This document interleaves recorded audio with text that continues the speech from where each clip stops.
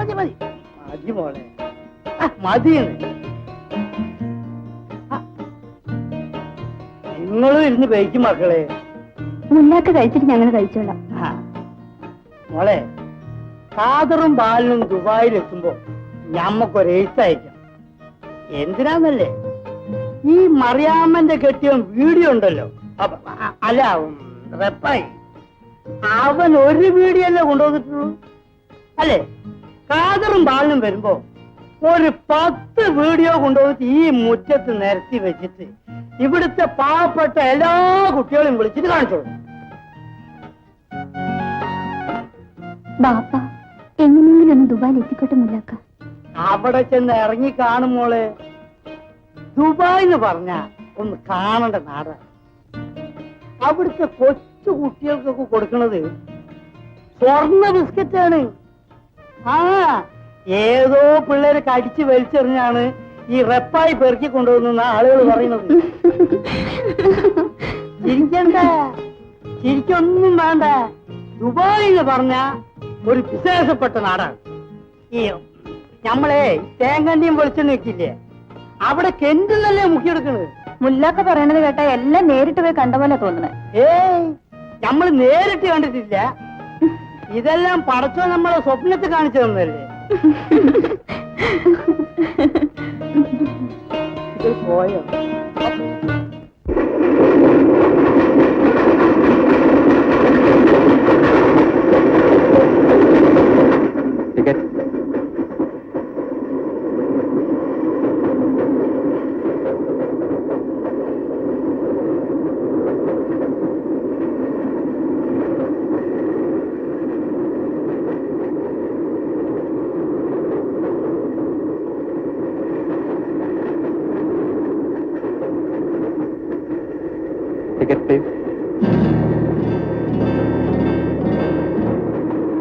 Ticket എവിടെയാണോ ചോദിച്ചത്? Ticket ഇല്ല സാർ. കയ്യിൽ കാശില്ലാത്തതുകൊണ്ടാണ് സാർ ടിക്കറ്റ് എടുക്കാത്തത്. ഞങ്ങൾ കള്ളന്മാരാണ്. നിങ്ങൾ എവിടുന്നാ കയറിയത്? ബോംബെയിൽ. ഞങ്ങൾ ഒരു ചതിയിൽ അകപ്പെട്ട ബോംബെയിലെത്തിയത്. ഇപ്പൊ ഞങ്ങൾ നാട്ടിലേക്ക് തിരിച്ചു പോകുക.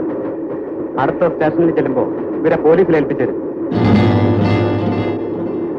ഞങ്ങൾ സാധുക്കളാണ് സാർ. കുറെ കൂടി ദയവ് കാണിക്കും. അതൊക്കെ റെയിൽവേ കോടതി പറഞ്ഞാൽ മതി. അതെ, ആരത്? നമ്മുടെ പാലിനും കാതുമല്ലേ? എന്താ നമ്മളെ വണ്ടിയില് ബോംബെയിൽ നിന്ന് ടിക്കറ്റ് ഇല്ലാതെ വരിക. ഇപ്പോഴാണ് ഞങ്ങൾ പിടികൂടിയത്. എങ്കിലും സാറേ, ഇവരെന്റെ നാട്ടുകാരാ. മധുരാശി വരുന്ന ടിക്കറ്റ് ബുക്ക് ചെയ്യാൻ ഞാൻ തന്നോളാം.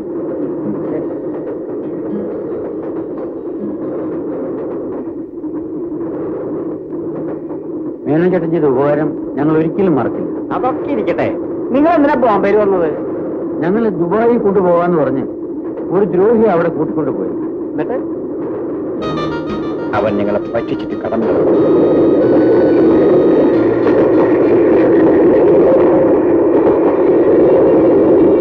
ഇനി ഞങ്ങൾ എങ്ങനെ നാട്ടിലേക്ക് മടങ്ങിപ്പോകും മേനോൻ ചേട്ടൻ? തത്സമയത്തേക്കൊന്ന് നിൽക്കാൻ മേനോൻ ചേട്ടൻ എന്തെങ്കിലും ഒരു വഴി ഉണ്ടാക്കി തരും. മദ്രാസ് സെൻട്രൽ സ്റ്റേഷനിലെ പാർസൽ സെക്ഷനില് ടെമ്പററി ആയിട്ട് ആളെടുക്കണമെന്ന് കേട്ടു. ഞാനൊന്ന് ശ്രമിച്ചു നോക്കാം. എന്താ?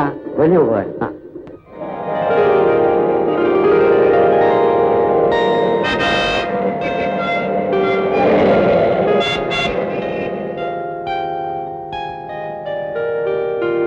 അയ്യോ, ചതിച്ചോ ബാല? പൊട്ടിപ്പോയി. അബദ്ധം പറ്റിപ്പോടാ. ഏതായാലും നമുക്കിത് ഭദ്രമായി ഗോഡൌണിൽ തന്നെ സൂക്ഷിക്കാം. ആരുടെ വിലാസമാണ് വന്നതെന്ന് ഒന്ന് വായിക്കാമോ? Mister Chandrasenan, number 5, Sterling avenue, Thungambakkam, Madras 34. Chandrasenan here. Mister Surendran അല്ലേ?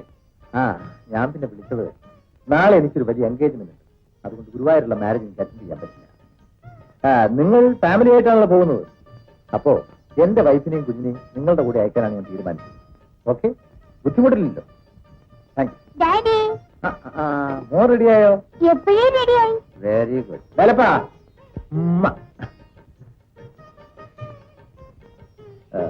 ഡ്രൈവർ രാഘവൻ വന്നില്ല. വന്നിട്ട് വളരെ നേരമായി. എന്നാൽ മോനെ സ്കൂളിൽ വിട്ടിട്ട് ആ വർക്ക്ഷോപ്പിലെ ബില്ലും വാങ്ങിയിട്ട് വരാൻ പറ. ഓ,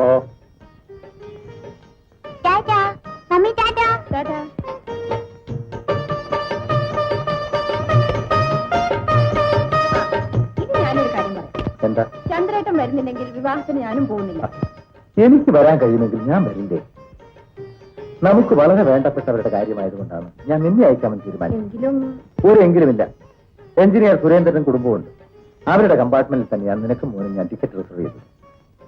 അവരുടെ കൂടെ പോയാൽ നിനക്കൊരു വിഷമം ഉണ്ടാവില്ല. ഞാൻ സ്റ്റേഷനിൽ കൊണ്ടുപോയി വിടാമെന്ന് പറഞ്ഞില്ലേ? വാ.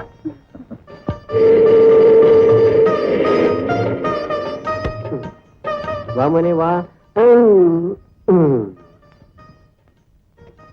വർക്ക്ഷോപ്പിലെ ബില്ലുകൂടെ വാങ്ങിച്ചുകൊണ്ട് വരണമെന്ന് മുതലാളി പറഞ്ഞു. ഓ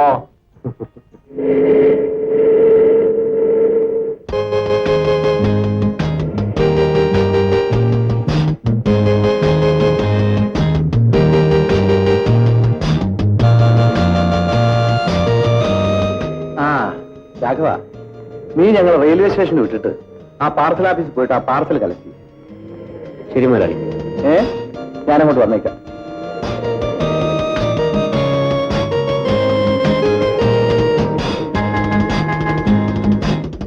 ധൃതി കൂട്ടണ്ട, വണ്ടി പോകാൻ നീ സമയം.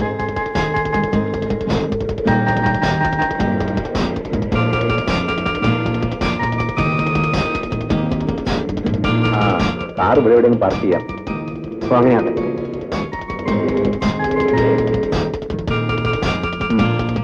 ഇറങ്ങി.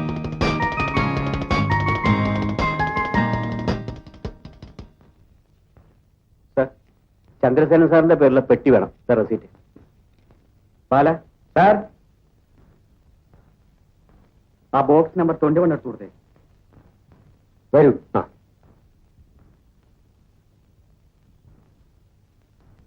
ക്ഷമിക്കണം, കാല് തെറ്റി താഴെ വീണ് പെട്ടി പൊട്ടിപ്പോയി. പെട്ടി പൊളിഞ്ഞു പോയി. ഞങ്ങൾ മനഃപൂർവ്വം ചെയ്തതല്ല സാർ. എടോ, പാർസൽ ഓഫീസ് നടക്കുന്ന വേലകളൊക്കെ എനിക്കറിയാം. പെട്ടിയിലുള്ള സാധനങ്ങൾ മുഴുവൻ തട്ടിയെടുത്തിട്ട് പെട്ടി പൊളിഞ്ഞു പോയത്. ഇത് ഞാൻ ഏറ്റെടുക്കില്ല. എന്താ രാഘവ? മലയാളി പെട്ടി പൊളിഞ്ഞു പോയത്. ആ സാരല്ല, രാഘവൻ പെട്ടിയെടുത്ത് വണ്ടി കയറ്റും. എല്ലാ സാധനങ്ങളും ഉണ്ടോ നോക്കണം സാർ. നിങ്ങൾ പുതിയ ജോലിക്കാരാണല്ലേ? അതെ സാർ. പേരെന്താ? എന്റെ പേര് ബാലൻ. ഇവൻ ഖാദർ. എവിടെയാ നാട്? ചാവക്കാട്. Very good. ഞാൻ വരട്ടെ. സാർ,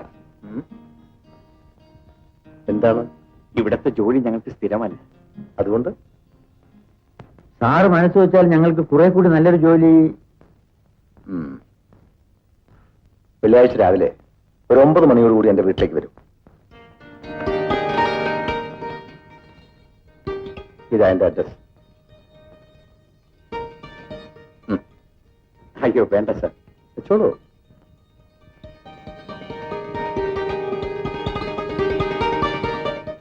ഈ പണം എനിക്ക് വേണം, എന്റെ ഒരു സ്വന്തം ആവശ്യത്തിന്. എന്റെ സ്വന്തം ആവശ്യം എന്താണെന്ന് നീ ചോദിച്ചില്ലല്ലോ. നിന്റെ സ്വന്തം ആവശ്യത്തിനായതുകൊണ്ട്.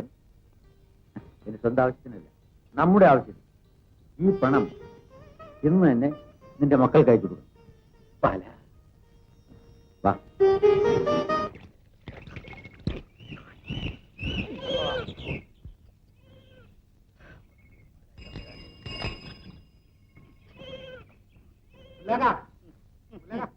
ഒരു എഴുത്തുണ്ട്.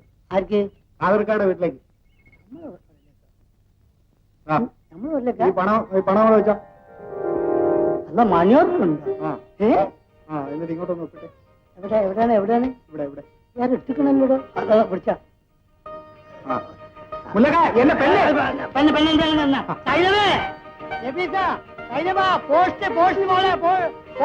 എന്താ മുല്ലക്ക? മുല്ലക്ക ബാപ്പാന്റെ എഴുത്തുണ്ടോ? ആ മോളെ, മണിയോറിനുണ്ട്. എടാ ശൈത്താൻ റെപ്പായി, നീ ഇത് കണ്ട? പായക്ക് തീ പിടിക്കുമ്പോ പുറവെട്ടുന്ന ഹംക്കെ നീ ഇത് കണ്ട? ആ എഴുത്തൊക്കെ പിന്നെ നോക്കാം. മണിയോറിൽ എന്താ എഴുതി നോക്കാം.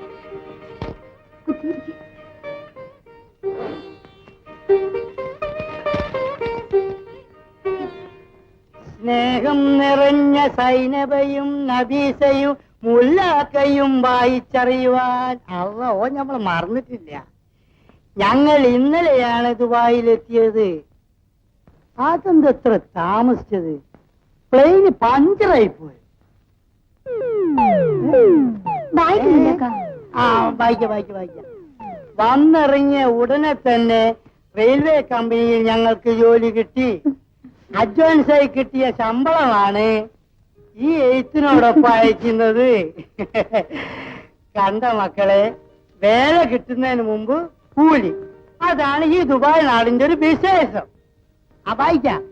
നിങ്ങൾക്കെല്ലാവർക്കും സുഖമാണെന്ന് പടച്ചോന്റെ പേരിൽ വിശ്വസിക്കുന്നു എന്ന് സ്വന്തം ബാപ്പ. നമുക്ക് ഇങ്ങനെ മറുപടി അയക്കണം.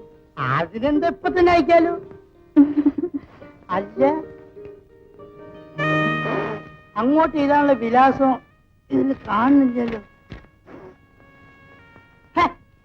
നിങ്ങൾ വിഷമിക്കാതിരിക്കും മക്കളെ, സന്തോഷം കൊണ്ട് എഴുതാൻ മറന്നു പോയതായിരിക്കും. അടുത്ത കത്ത് വരുമ്പോ നമുക്ക് അങ്ങോട്ട് എഴുതാം. അല്ലാ, റഹ്മാനായ തമ്പുരാനെ, ഈ കുട്ടികളുടെ ഒരു സന്തോഷം നീ കണ്ടോ?